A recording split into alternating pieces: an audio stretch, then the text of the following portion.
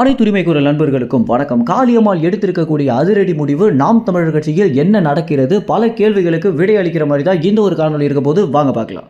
கடந்த 2-3 நாட்களாகவே நாம் தமிழர் கட்சி குறித்து ஏகப்பட்ட அவதூறுகளும், கட்சியுடைய தலைமை ஒருங்கிணைப்பாளரான சீமான் அவர்கள் கட்சி நிர்வாகிகளையே இவ்வளவு கேவலமாக பேசுறாரா அப்படின்னும் பல விமர்சனங்கள் பார்த்தீங்கன்னா தொடர்ச்சியாகவே நாம் தமிழர் கட்சி மேலே வந்துட்டு இருக்கிறதுக்கு முதல் முக்கிய காரணமே யூடியூப் ரூட்டர்ஸ், கரிகாலன், கபிலன் இது போன்ற ஒரு சில திமுக கைகூலிகள் தான் பார்த்தீங்கன்னா இந்த மாதிரியான ஒரு சில ஆடியோக்களை வெளியிட்டு வந்துட்டு இருக்காங்க. ஏற்கனவே திருச்சியில் சாட்டை துரைமுருகன் கைதாகிற நிலையில் அவருடைய தொலைபேசியை பார்த்தீங்கன்னா காவலர்கள் சீஸ் பண்ணியிருந்தாங்க. இதனை அடுத்து சம்பந்தமே இல்லாமல் அவருடைய தொலைபேசியில் இருந்த பழைய ரெக்கார்டெல்லாம் பார்த்தீங்கன்னா அவங்க ரெக்கவர் பண்ணி அவங்களுக்கு சாதகமான ஒரு சில திமுக நிர்வாகிகளிடம் கொடுத்து அவங்க தான் பார்த்தீங்கன்னா இந்த 3 பேரிடம் கொடுத்துருக்காங்க. அந்த ஆடியோக்கள் எல்லாமே வெட்டி ஒட்டி பல எடிட்டிங் வேலைகள் செஞ்சு தான் பார்த்தீங்கன்னா தற்போது வெளியாகியே இருக்கு.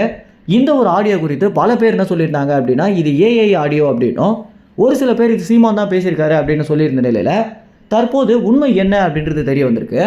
அதாவது இந்த ஆடியோவை சீமான் தான் பேசியிருக்காரு அப்படின்னும், ஆனால் பல வருடங்களுக்கு முன்பாக பேசியிருக்காரு அப்படின்றது தான் தற்போது கிடைச்சிருக்கக்கூடிய தகவலாக இருக்கு.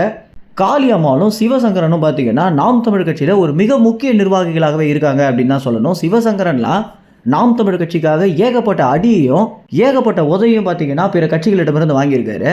இப்படி ஒரு தமிழ் தேசியத்திலே ஊறி இருக்கக்கூடிய 2 பேரும் நாம் தமிழ் கட்சிக்குள்ளேருந்து பிரிக்கிறதுக்காக தான் இந்த மாதிரி திமுக கைக்கூலிகள் பண்ணுறாங்க அப்படின்றது இதிலிருந்தே தெரிய வருது.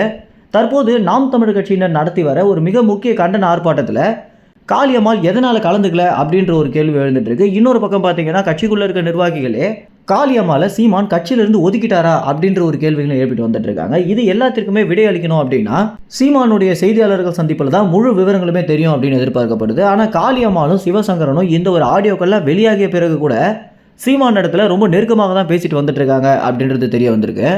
சென்னையில் இருக்கக்கூடிய முக்கியமான நிர்வாகிகள் என்ன சொல்கிறாங்க அப்படின்னா இந்த ஆடியோவுக்கு பிறகு கூட சிவசங்கரனும் காளியம்மாளும் சீமான் அவர்கள் வீட்டுக்கே போயிட்டு வந்துட்டு இருக்காங்க. அதனால் கட்சியிலிருந்து விலகிறதுக்கு தான் வாய்ப்பே இல்லை அப்படின்னும், அடுத்த செய்தியாளர்கள் சந்திப்பில் இந்த விவரங்கள் குறித்து நான் சீமானே தகவலை வெளியிடுவார் அப்படின்றத நிர்வாகிகள் நம்மிடம் பகிர்ந்திருக்கக்கூடிய தகவலாக இருக்கு.